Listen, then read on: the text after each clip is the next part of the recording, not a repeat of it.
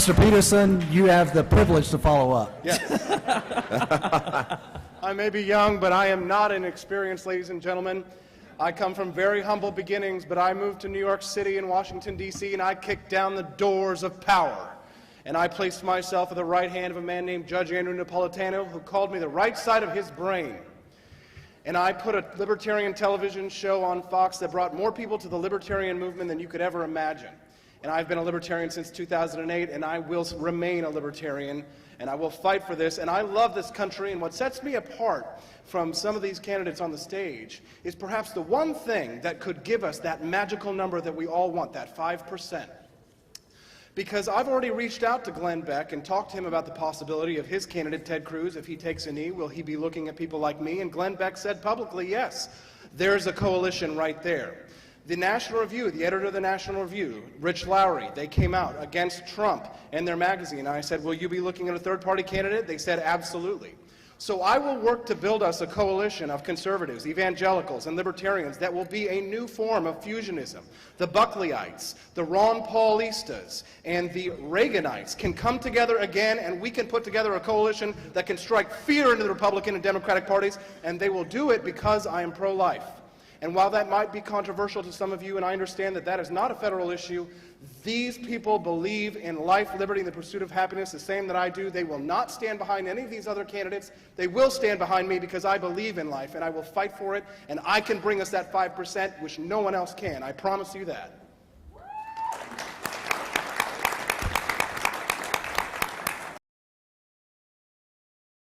The next big presidential primary vote is in New Hampshire Tuesday.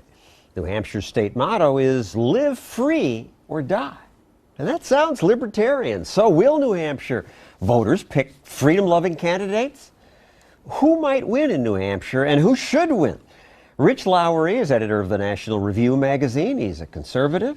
Austin Petersen's a libertarian and a presidential candidate. He's running against Governor Gary Johnson for the libertarian nomination. So, Austin, New Hampshire's the live free or die state. But no, it's more like if you live free, you might die. Because if you look at the polling in New Hampshire, they may have that kind of libertarian motto, but these are people who want to increase spending on education. They want to increase spending on health care. They want increased background checks on guns. So there's a bit of a cognitive dissonance in the voters there in New Hampshire. They're much more for those establishment conservatives. That's why you see Trump leading in the polls. That's why you see Jeb Bush actually appearing in the polls now. So, yeah. Rich, you agree? There. Yeah, well, Trump has been strong there all along. We'll see whether he experiences a downdraft after Iowa, but many things you can say of Donald Trump, pro and con. Liberty candidate is not one of them. This is a guy who almost never talks about liberty, never talks about limiting government, very rarely talks about the Constitution, and really represents kind of an a-constitutional phenomenon. So well, it was so frustrating. And that's the point, of course, because if Republicans were about liberty, then he wouldn't be doing as well. Many presidential candidates are not focused on freedom. Chris Christie recently campaigned in New Hampshire where he said this. The number one public education challenge in the state of Colorado today is marijuana. Are you kidding me? You run a conservative magazine, but you guys have seen the folly of the marijuana laws. Literally for decades. We support the decriminalization of marijuana. The drug war has gone way too far. It's been incredibly wasteful and punitive and has yielded very few, if any, positive results. So now that the so-called free market has decided that arming teachers is a bad idea, will the NRA and the gun manufacturers they represent follow its lead?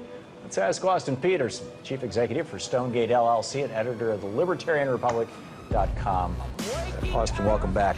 So, armed third-grade teachers? Well, you know, right, only cops can have guns.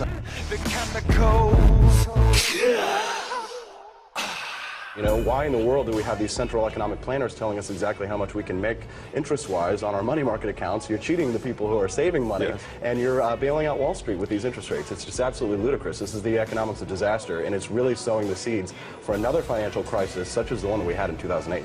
Austin, what do you hate about hungry children? Well, Tom, it's easy to be compassionate when someone else is picking up the tab. But I'm picking up the tab. Yeah, well, but I think it was Mark Twain that said that a full belly is little worth where the mind is starved, Tom. So the poor have gotten better off in the United States after all because of free market capitalism, sir, and you are ignoring that, and you are causing the poverty that you claim to be against. And you say it's deregulation, sir, but it is the regulation of these corporations that they demand. This makes no sense. It's stupid. Okay, well, I would just have to fall back on Jefferson when he said that I would rather be exposed to the inconveniences of too much liberty than of too little. This has nothing to do with liberty. It has to do with firearms. It has to do with lead. Let's shift gears now to somebody who nobody has ever heard of. Liberty Champion, because anybody can write for the Examiner.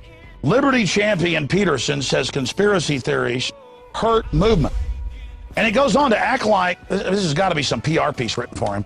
It goes on to act like this Justin Bieber lookalike has a show on Fox. This was written today. Listen, Leaf Champion, I think that's his new name.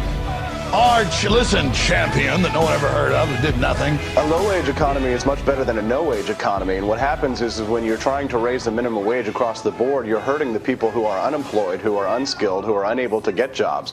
If you really want to limit the power of corporations, introduce capitalism and free markets, because then they'll have competition. That's how you'll create a middle class. Like they did in Estonia. Right after the fall of the Soviet Union, absolutely. Yes. Okay. One country.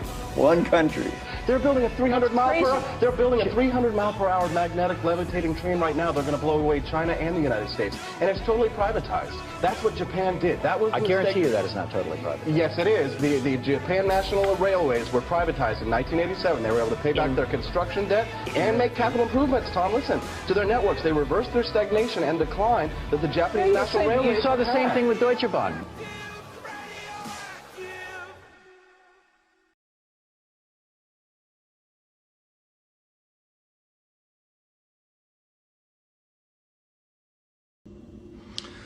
Hello everyone, I'm presidential candidate Austin Petersen for the Libertarian Party.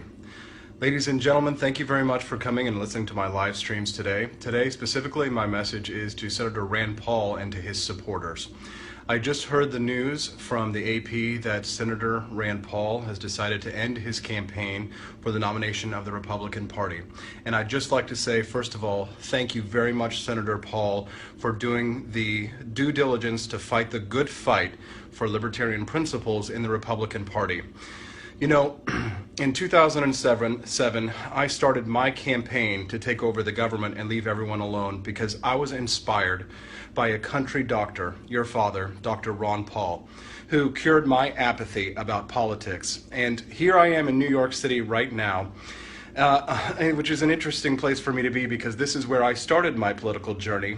I was a volunteer for Dr. Ron Paul, and we started a group with 12 people in downtown Manhattan that eventually ballooned to the size of 1,200 people because Dr. Ron Paul was so inspiring that he inspired an entire movement of people, even here in liberal New York City.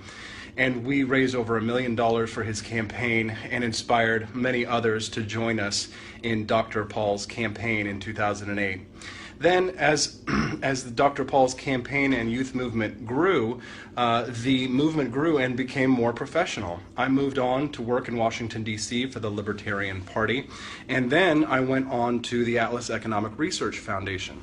After that, Dr. Paul, I went on to work for Fox Business, where I became a producer for Judge Andrew Napolitano. And you and I met several times as I worked very hard to help you spread your message so that you could win your Senate seat. Now, we know each other on a first-name basis, and I know that you know that my desire for libertarianism to come to the United States is sincere. And I just want to say thank you very much for fighting this good fight. And I think that you've done a good job in trying to bring people to libertarian principles, but it's very difficult in the Republican Party. And as you can tell, the base of the Republican Party is not very libertarian. That's why we see the rise of people like Donald Trump. And although I do like Senator Cruz on many good things, he's not a libertarian and many others. And I think that in 2016, it's very important that the revolution that your father started continue with a true libertarian. That is why I decided months ago to seek the nomination of my party, the Libertarian Party, for President of the United States.